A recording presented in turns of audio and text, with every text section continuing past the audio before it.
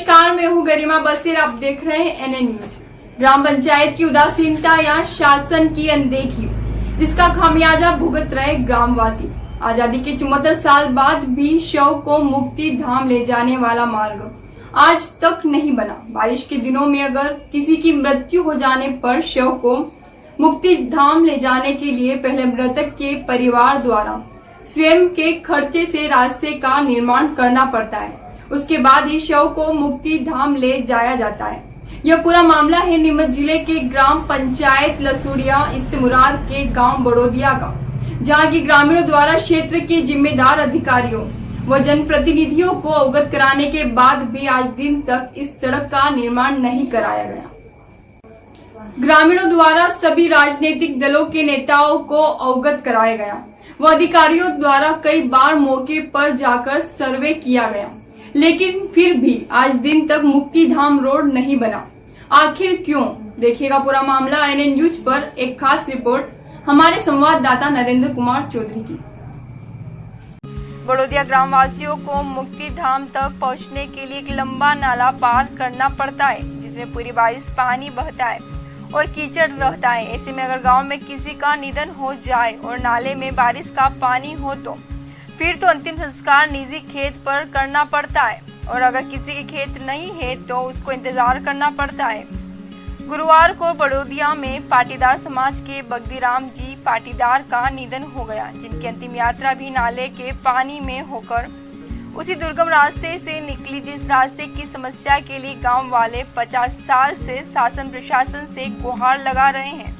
गांव के लोगों ने बताया कि मुक्तिधाम के रास्ते पर अतिक्रमण है, जिसके लिए पंचायत से लेकर जिले तक आवेदन दिए, मगर समस्या हल नहीं हुई। ग्रामवासियों ने बताया कि 15 साल से गांव आने वाले हर जनप्रतिनिधियों को समस्या से अवगत कराया। पूर्व विधायक विजेंद्र सिंह मालहेड़ा, पूर्व विधायक कैलाश चावला और वर्तमान विधायक अनिरुद्ध माधव मारू सभी को समस्या से अवगत कराया, मगर कोई हल नहीं निकला। आज अंतिम यात्रा के दौरान गांव के युवाओं ने वीडियो बनाकर सोशल मीडिया पर वायरल किया, तो हमारे संवाददाता मौके पर पहुंचकर गांववासियों की समस्या सुनी और सभी ग्रामवासियों ने जिला कलेक्टर नीमच व क्षेत्रीय विधायक अनिरुद्ध माधव मारू से अपील की कि बड़ोदिया गांव के मुक्तिधाम का रास्ता दुरुस्त किया जाए या फिर नाले के इधर पड़ी शासकीय भूमि पर मुक्तिधाम के लिए भूमि आवंटित की जाए, ताकि गांव की समस्या हल हो सके।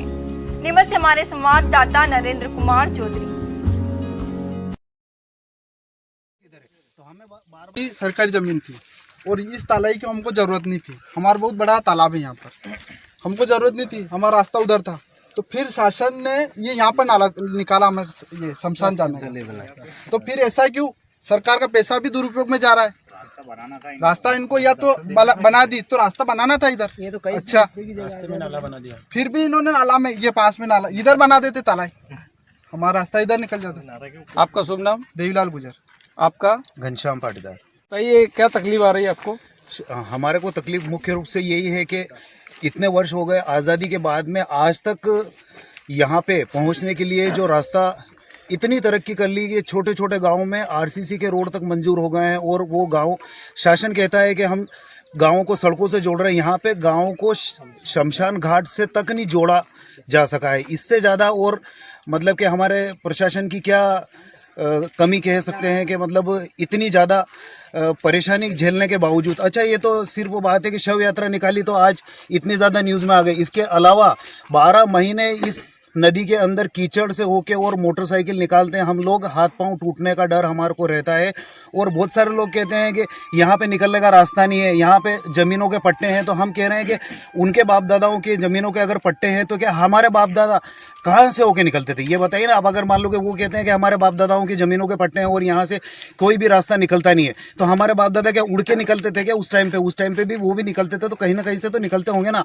और प्रशासन चाहे तो अभी कहीं से कोई अगर रोड मंजूर हो जाता है, रोड मंजूर होने के बाद तो प्रशासन खुद मतलब निजी संपत्ति के ऊपर भी होके और मार्ग निकाल सकता है उनको अगर मान लो कि उनकी ज़मीन की जो भी क्षतिपूर्ति है वो शासन चाहे तो दूसरी जगह देके और क्षतिपूर्ति को, हम यूँ नहीं कहते कि मतलब उनकी ज़मीनों के ऊपर कब्जा करो, उसके एवज में उनको दूसरी जगह सरकारी ज़मीन दो ताकि उसको भी नुकसान नहीं हो और निकलने का रास्ता भी प्रशस्त हो सके। इतने सारे विधायक, कांग्रेस की सरकार आई, बीजेपी की सरकार आई, सभी सरकारें आ गई और सभी नेताओं को हमने इस रास्ते के ऊपर ला के अवगत करवाया है। अभी जो वर्तमान में जो विधायक महोदय हैं, जब वो अपने चुनाव के प्रचार के लिए यहाँ पे आए थे, उस टाइम पे चुनाव के प्रचार में ट्रैक्टर में बिठा के और इस नाले के अंदर से होकर हमने निकाला था और यहाँ पे ट्रैक्टर फंस गया था। फंसे हुए ट्रैक्टर से उनको पैदल चल के और ठेठ पूरे मुख्य मार्ग तक जाना पड़ा था और उसके बावजूद भी उन्होंने आज तक कोई कार्रवाई नहीं की और उनको जीते हुए 3 साल से ज़्यादा हो चुके हैं, पर उन्होंने कोई ध्यान ही नहीं दिया। उनके पास जाते हैं तो उस समस्याओं को इधर से उधर मतलब कि कुछ भी अपने पॉइंट निकाल के और बस हमको रास्ते चलते कर देते हैं कि वह हम आए और बस थोड़ी सी देर उनसे मिले, 2-3 घंटे रुके वहाँ पे, जैसी बात करने का मौका मिला 5 मिनट हमको बस निकाल दिया बाहर, बस हमारा काम तो हो गया। अब हमारी प्रशासन से यही है कि आज़ादी के बाद में जब से पावतियां बनी, उस टाइम पे पावतियां बनी तो कोई सीमांकन तो हुआ होगा, रास्ते वगैरह तो सरकार ने निश्चित किए होंगे ना कि ये सरकारी जगह है, तो उस टाइम की जो है पावतियां या जो मानचित्र है उस मानचित्र को देख के और रास्ता निकाल के और इसे पूरा कंप्लीट किया जाए। नहीं, आप अभी ग्राम वासियों की शिकायत पर आप यहाँ निरीक्षण करने आए हैं और इन लोगों का कहना है कि नाले में हमने खुद ने आने जाने के लिए मिट्टी वगैरह मुहर्रम डाल रखा है और सरकार की, प्रशासन की कोई पहल नहीं है और हमारा कोई कार्य अच्छा नहीं हो रहा है। बताएं।